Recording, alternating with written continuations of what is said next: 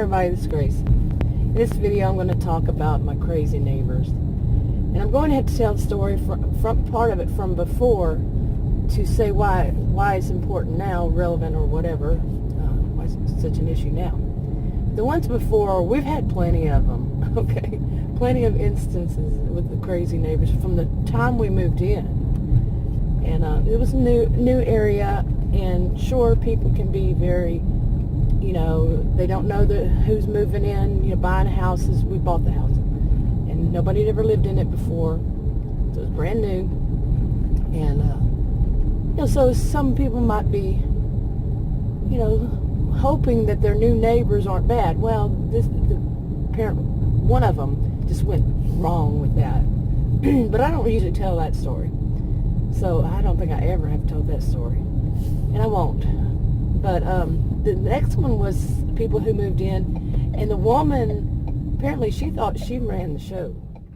I hadn't been there for a while. I had moved around and was taking care of my mother and stuff like that for, I think it was 3.5 years or something like that. So I think they moved in. They bought their house in the meanwhile. They've moved since then. They moved, when was it? Not last summer, the summer before? Whenever it was. Finally, thank goodness. No, it was December. Anyway. When they moved in, it was a husband and wife, 2 kids, and one of the children needed 24/7, 365 care. Caregivers. Anyway, the woman, she didn't work. She stayed at home. He worked. Well, she had this major attitude. I think she was like in her mid-30s. I wouldn't be able to tell you what she looked like. I wouldn't be able to recognize her if I ran across her on the street. She did everything from her house, screaming, yelling out, stuff like that, getting her caregivers for her child to come and stare at us and stuff like that, from like across the street or down the road, something. She really thought, to me, the way I saw it was that she thought she ran the neighborhood and that nobody should be outside their door at all. That everybody should be in their houses because it was her neighborhood. Oh my goodness, it was bad. It was like, oh yeah, no. And what she did, she'd make noises like she was disgusted that somebody actually came out of their door. And the neighbor between her, her house and ours, they never came out. I don't think that these people, he used to go out, he was like the neighborhood watch. And I don't think she would bother him. The really tall guy, scary, but she would make comments if anybody came out their door. What I was seeing, I never knew, how does she know that I was coming out my door? Because where her house is, or was, like I said, they moved, you couldn't see our front door. And I had done videos back then, and somebody actually said, do you think maybe she's got a video camera that's watching it? And it could have been, because it was too strange. She'd have her caregivers, like I was saying, run outside of the house and stare at us and stuff. It was weird. But the bigger thing, the reason why this is connected to what I'm going to say on this time, is that our mail kept getting stolen. And I would verify with the places that they had mailed it, and more than once, different places, and I would never get it. So the post office was involved, and they said it was somebody in the neighborhood. Apparently, somebody who wasn't the carrier. Had to be somebody in the neighborhood who was moving around the mail, sealing the mail and stuff like that. And I don't know what they did after that, if they did anything, but it still happens. Yeah, it still is. So I don't think it was her. I don't know, it could be because I actually caught one of her caregivers getting out of her car, parked on the other side of the street from my mailbox, and walking straight toward my mailbox, which there's nothing but my mailbox there. Okay, so she shouldn't have been doing that. When she saw me, she quickly changed and went the other direction, like she was caught, in the act. For the record, I could see this woman doing that. I can't, having her caregivers take her mail, I could see her doing that and having no problem with it. No, she just, the whole attitude, the whole way she put off things, like I said, I wouldn't know her face to face. I wouldn't. But she would do things from 2 doors down. And finally they moved, like I said. And they got some new people in there that the guy, it's some people our age, they're and have children that are adults. I'm talking children in their 30s, maybe even their 40s. And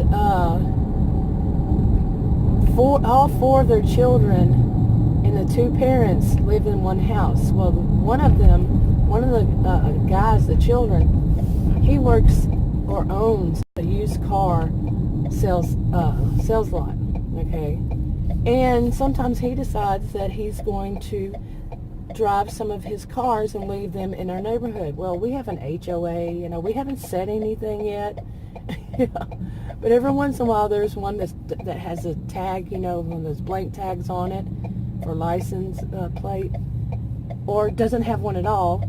And that's not good, because we had a problem years ago in our whole neighborhood, the big neighborhood, subdivision, I guess you call it, with people dropping off cars that they were trying to sell, and they didn't seem legal. Okay.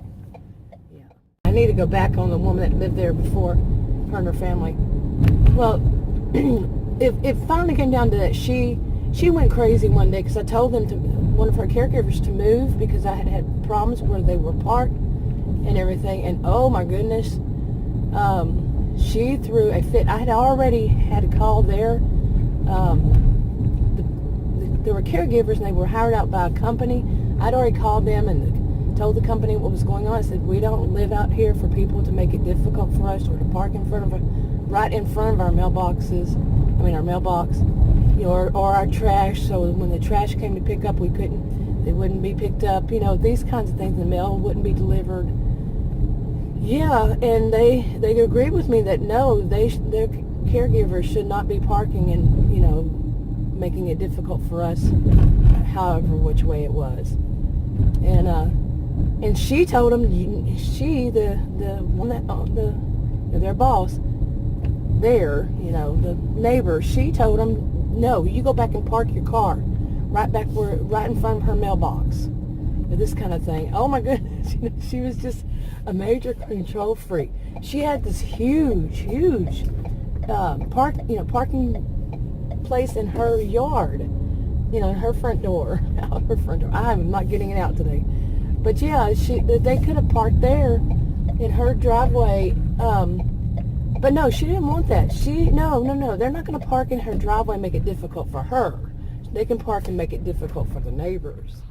Anyway, because of all the trouble with our mail being stolen, it was a big deal, huge deal. I did change my. I stopped getting my mail at home and got my mail at a post office, but it was a different one, and I finally changed to one that was closer nearby. But I've had this probably altogether, between the other one and this one, maybe 3 years or so, because of the whole ordeal and all that. It was a big deal. Trying to find the right person to do something about it was a big deal. Yeah. Even going there and to the post office, calling this one, calling that one, and it happened over months just to get somebody. So I just went and checked my mail anyway. But this is on my mind because of checking my mail and stuff like that, and what's going on right now. And basically, I live in, like I've done videos about it, I live in what I call Narcissism-ville. It's very wealthy people, and it's not the whole suburb, it's not just one suburb of Dallas, it's an area more that people have that high sense of entitlement. I did not give it that reputation. The first time I heard of the place, before I moved there, I'd heard of the reputation, and it, for not everybody, of course, not everybody, but yeah, quite a few. And basically, part of the attitude is that whatever they want goes beyond what is the norm, okay? Whatever they want to do, they want it done. You know, this kind of attitude. And we have plenty of that, have seen plenty of that on people, and the people that live on our street. And one of them, I've done a video about this, about how he drove across our yard, which we have, you know, a sprinkler system, and it is our yard. And you don't do that. You don't cross boundaries. He drove across it so he could deliver some stuff to his yard. Okay, he drove through ours to drop off stuff in his, in a big van, and it was heavy. What he was dropping off was heavy, and the van was heavy. Doesn't matter. You don't cross boundaries, you know? You don't do stuff like that. Not only that, but his wife, she's also done things like told me one time where I should walk my dogs, which is at a park. Well, I don't want to walk my dogs at a park. I can walk my dogs on the sidewalk, you know, because my dogs, you know, one of them has passed, but, you know, just having to get him back into the SUV, go there, drive there, do that. I'm not a person who minds other people, you know, because she thinks I should do it some way, and therefore I should do it. No. She's stepping over boundaries again, you know.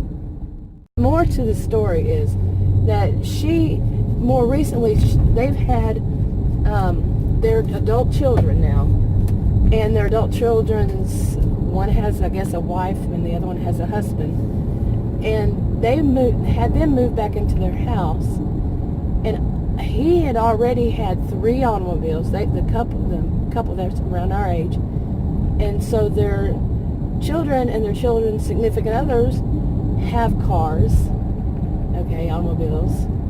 And one of them has a car that's for business. And the HOA already got onto them more than once about different things. And you know, all these cars. Okay, it's bad. It makes it bad. It makes it difficult. You know, where they park them or something like that. Well, we don't know if it's them that's parking now behind our driveway, like we've had experience before with the crazy neighbor, the original one. Well, she wasn't even the original one, but the one that had the caregivers. Their caregivers would park, you know, like I said, in front of our mailbox behind our driveway, where it make it difficult. And I didn't finish that. I had to actually call the police when the crazy neighbors and one of her caregivers come charging after me. And if it weren't for me having my dogs in the back of my SUV, yeah, they might have hurt me. They saw the dogs and turned around. Yeah, my dogs are pretty protective. And pretty big, too. But I had called the police, and they had called the police on me because they did something wrong. Yeah, you know how it goes. But anyway, that was back then. And I told the police that it's bad whenever they park behind at the end of our driveway, because when we're trying to, you know, work our way out of there, they're parked in a legal way across from our back, you know, behind our driveway. But because where they're parking is a small street, trying to back out to maneuver out with people coming around the corner, they can't see us, and then they have to stop short or not to hit us. Boy, this is really messed up. Yeah. And that's what's happening again, and I think it's our new crazy, well, they're not new, they've been around for a while. I think they lived in there shortly before we moved into ours, with all the cars, you know. Yeah, and I think it's them, and they're doing it on purpose, because I'm not minding her about where I walk my dogs. This is what I'm talking about, life in Narcissism-ville, seriously now. But it could also be the one that moved into the crazy neighbor that had all the caregivers, their home, that bought their home after that. It could be them, because I just mentioned them. They have, one of them works at the sales, car salesman. So we don't know who it is, but we've never said to anybody, except, you know, the ones that had lived there before with her caregivers and our mail being stolen. We never said anything to anybody about where they park. But to do that is just like stupid. It's okay, I'm going to cause my neighbor problems because I want to park here, and there's no reason why anybody would be parked there as it is. Okay, they see directly through our front, you know, if they're sitting in the car, they can see directly at our front door. There's nothing else around there but our place. There's a whole road they can park on so they don't cause any problems. But I just think that they don't think. Seriously, they don't have that kind of thought in their head that, yeah, that might make it difficult for our neighbor. It's just all about them and what they want and how they want it. So I don't know if that car sits, I'm going to lose my voice here. If that car sits there for, it's been there since Wednesday, today's Saturday. It sits there for, up until next Wednesday. I'm going to call the police and say, look, I think this car's been abandoned. Because like I said, we've actually had cars that would be abandoned that were, you got to question if they were stolen or what. Yeah, I just going through a yellow light. Yellow. But yeah, were they stolen or what? And Adam had actually seen one time. We thought about buying it.